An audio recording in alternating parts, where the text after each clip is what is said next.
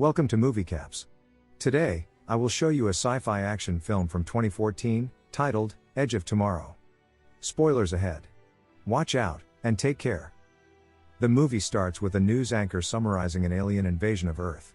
Just when things seem hopeless, an allied human army with new mechanical suits, wins a major battle in Verdun. Rita Vertowski, who is a special forces soldier, is hailed as a hero after killing hundreds of aliens, which are called mimics. One of the talking heads on the newsreels, selling Rita and the war effort is Major William Cage of the U.S. Army. Cage wakes up on a helicopter ride to London, to meet with the Western Allied Commander General Brigham, assuming that the general wants Cage to help him improve his public image. But the general instead orders Cage to accompany the first wave of Allied troops landing in France, and provide ground coverage for the media. Cage has no experience in the field, and tries to blackmail the general through the media. At first, the general seems to relent, but then he orders Cage to be arrested. Cage wakes up in the afternoon, on a pile of duffel bags at Heathrow Airport, which has been turned into a military base. A sergeant shoves boots into his hands and calls him maggot, before another sergeant named Farrell takes over. It turns out General Brigham has sent orders to Farrell to demote Cage, from officer to private. Cage has been assigned to a group of eccentric soldiers which is known as the J Squad. The men in the group are Ford, Griff, Kimmel, Skinner, and Nance. They are caught gambling by Farrell, as Cage is introduced to them. Farrell forces the J Squad to eat the cards they are playing with, and then instructs them to prepare Cage for the next day's mission with them. The next day is Invasion Day, and Cage is a nervous wreck. He is put into a suit, and the members of J Squad don't even teach him how to take his gun out of safety mode, because they believe he will die quickly. When they are in the aircraft, they all pick on Cage, making him more nervous.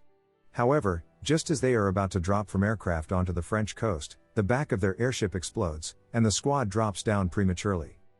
Although the operation to retake Europe was supposed to be a surprise attack, the mimics are well prepared, and ambush and slaughter the humans. Sergeant Rita also lands on the beach, but gets killed within minutes.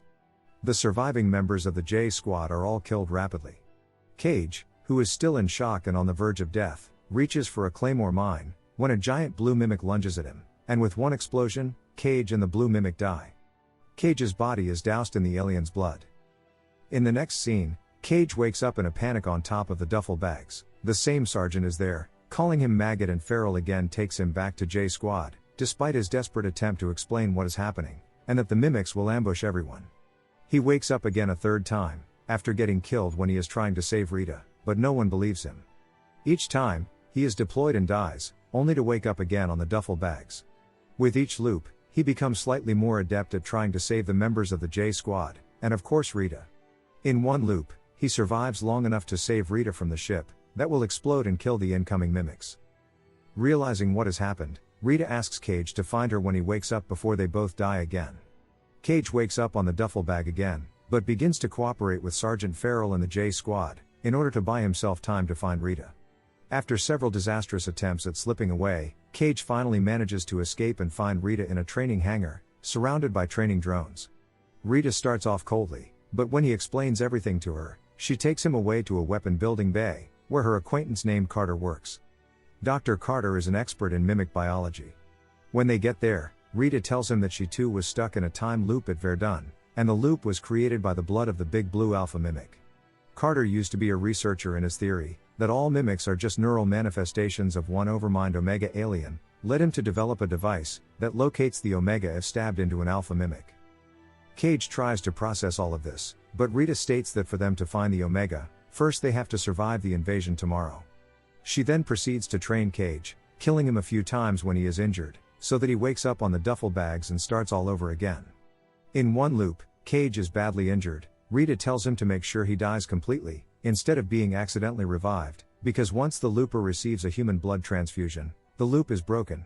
Suddenly, Cage receives a mental vision after he dies. He sees that the Omega is somewhere in a dam in Germany. Rita and Carter believe that the visions are due to Cage actually being an alpha, after being infected with the blue blood. Therefore, Cage and Rita focus on surviving the invasion. They become much improved in combat on the beach, but despite everything, they both keep dying, and Cage loops over and over. He grows attracted to Rita, and watching her die over and over again takes its emotional toll as well. In the following loop, he gives up, decides to escape from the base, and goes to the bar where he thinks he can escape the loop. But it does not work. The mimics end up finding him and kill him, thus sending him back all over again. After several failures and deaths, Cage and Rita finally make it inland. After finding a helicopter in a farmhouse, Rita realizes that Cage is trying to persuade her to stay in the farmhouse, and confronts him. Cage admits that they have looped to the farmhouse several times already, but every single time Rita dies. So, he tries to save her from another death by going alone. When Rita asks him why it matters what happens to her, Cage is speechless. However, Rita is now well aware that Cage is attracted to her. Cage grows closer to her, but it seems like she is only interested in the mission. Rita is shocked, and ends up intentionally getting them killed. In the following loop, Cage decides not to seek out Rita, and instead makes his way alone to the German dam. However, going to the dam does not really work as he had expected. He finds nothing, as the Omega is not there, and he is ambushed by an Alpha, who attempts to strip him of his ability to reset time, but Cage deliberately drowns himself. In the next loop, Cage, Rita, and Carter put the pieces together. They do so to try and figure out what the visions are all about. They are in luck, because finally, some things start making sense after being put together. But unfortunately, Carter says that the device is still not fully ready, as it is missing some equipment. The good thing though is that now they know what exactly they have to do. So, Rita and Cage switch focus on obtaining the equipment, which is in possession of General Brigham.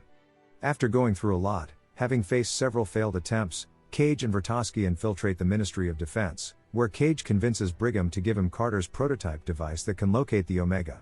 They finally manage to get the device, and stab it into Cage's leg. However, Cage now finally sees the true location of the Omega. The monster resides under the Louvre pyramid in Paris. As they attempt to escape from the Allied headquarters, their getaway car crashes, and the airbag knocks out Rita before she is able to kill Cage. In the next scene, Cage wakes up in a hospital. He realizes that he is out of the loop now. Since he has been given a blood transfusion, he has lost the ability to loop time forever. Rita frees them, but with no more loops, and only a few hours left in the invasion. Cage returns to the base and finds the J Squad. They recruit the J Squad to help destroy the Omega, before the invasion begins. Once they get there at the Louvre, the mimics attack their airship, and in the ensuing firefight, half of the J Squad is killed. Cage, Rita, and the 3 remaining J Squad members decide to use the remaining engine power to slide the airship into the museum. The rest of the J Squad sacrifice themselves to buy time for Cage and Rita, so that they can make it into the museum. Once they finally get there, Rita tells Cage that she will distract the patrolling Alpha Mimic, while he will go and detonate a grenade belt on the Omega, which is submerged underwater at the bottom of the Louvre. Before luring away an Alpha, standing between them and the submerged Omega, Rita kisses Cage to thank him for getting her as far as he did. After a brief chase, the Alpha captures and kills Rita, while Cage dives underwater to get to the Omega. The Alpha dives after Cage and stabs him. But Cage keeps it together, pulls out all the grenade pins, and drops the belt into the Omega. The Omega explodes and dies, and with it, all the mimics die. As Cage dies, the Omega's blood seeps into him. He wakes up in shock, and finds himself on the helicopter ride to London from the morning before the invasion. But this time he awakens in an alternative history. In this alternative timeline, he watches the news, where the general announces that after a mysterious explosion in Paris, the mimics are all dead, and the human forces will begin sweeping through Europe the next day. All members of the J Squad are seen alive and well, when Cage arrives at the base. Cage goes to find Rita, and when he finds her, she does not recognize him, and greets him with the same coldness, as she did each time they first met in a loop. She says, "Yes, what do you want?" And Cage smiles at her. The end. Thank you for watching. Subscribe if you'd like to see more videos like this. Turn on the notifications and leave a like to help the channel out.